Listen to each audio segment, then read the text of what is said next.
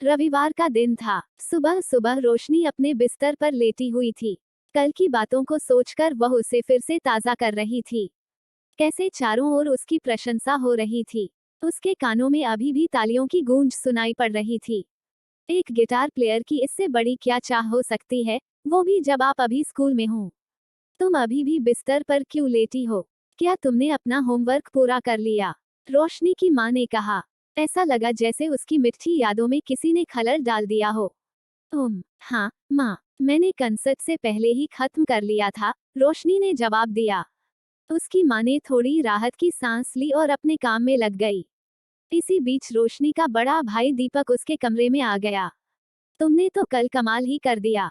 मुझे पूरा यकीन है कि एक न एक दिन तुम बहुत बड़ी गिटार प्लेयर बनोगी और पूरी दुनिया तुम्हारा नाम जानेगी। यह कहते कहते दीपक का सीना गर्व से चौड़ा हो गया। पता नहीं क्या होगा, मैं इस बारे में कुछ कह नहीं सकती, रोशनी ने बुदबुदाते हुए कहा। माँ चाहती है कि मैं अपनी पढ़ाई पर फोकस करूं, क्योंकि परीक्षा भी काफी नजदीक है। मुझे मुश्किल से प्रैक्टिस के लिए समय मिल पाता है। तुम जो कह रहे हो उसके लिए काफी प्रैक्टिस की जरूरत पड़ती है, तुम दोनों के लिए समय निकाल सकती हो। चिंता न करो, एक न एक दिन ऐसा ही होगा। यह कहते हुए दीपक की आंखों में विश्वास और प्यार स्पष्ट रूप से झलक रहा था। वो अपने उन दिनों को याद करने लगा, जब उसके पिता की अचानक मृत्यु हो गई थी। उसके बाद उसे डांसर बनने का सपना छोड़ना पड़ा। हालांकि उसने एक बीपीओ में काम करना शुरू कर दिया था, फिर भी वह उन दिनों को कभी भूल नहीं सकता, कैसे स्कूल में होने वाली विभिन्न प्रतियोगिताओं में उसने जीत हासिल की थी। कुछ महीनों के बाद जब एग्जाम के रिजल्ट आए, तो रोशनी के चेहरे पर मिली जुली खुशी देखने को मिली।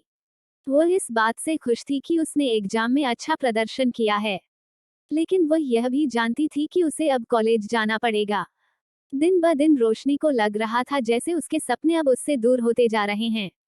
जब एग्जाम में बेहतर ग्रेड आने की जानकारी दीपक को मिली, तो उसने रोशनी को बधाई देते हुए कहा, मैं पहले से ही जानता था कि तुम एग्जाम में बहुत अच्छा करोगी, थैंक्स भाई। लेकिन अब मुझे ऐसा लग रहा है कि अपने सपने को अलविदा कहने का समय आ गया है, क्योंकि पढ़ाई को और अधिक गंभीरता से लेने की जरूरत है, रोशनी ने निराश होकर कहा। हाँ तो ठीक है, तुम एक अच्छे कॉलेज में जाओ और खूब पढ़ाई करो, लेकिन गिटार भी बजाओ, दीपक ने कहा। आओ, मैं तुम्हें कुछ दिखाना चाहता हूँ। वह रोशनी को पकड़कर अपने कमरे में ले गया, जहाँ एक टेबल पर गिटार पड़ा था। गिटार के पास एक नोट भी पड़ा था, जिसमें लिखा था नेवर स्टॉप प्लेइंग। दरअसल अपनी बहन को गिफ्ट में गिटार देने के लिए दीपक काफी दिनों से हर महीने पैसे बचा रहा था। यह तुम्हारे लिए है। इस सप्ताह के बाद तुम्हारे लिए मैंने गिटार सिखाने वाले की भी व्यवस्था कर दी है, दीपक ने कहा। यह देखकर रोशनी को कुछ समझ नहीं आ रहा था कि वह क्या कहे, लेकिन उसके आंसुओं ने सब कुछ जाहिर कर दिया। दीपक ने उसे गले लगाते हुए कहा, तुम मुझे अपने कंसर्ट के फ्री टिकट देकर इन चीजों का भुगतान कर सकती हो। यह सुनकर रोशनी के चेहरे पर दृढ़ संकल्प, कृतज्ञता और प्रेम भरी मुस्कान छा गई। अगर कहानी अच्छी लगी हो तो please like, share and subscribe करें।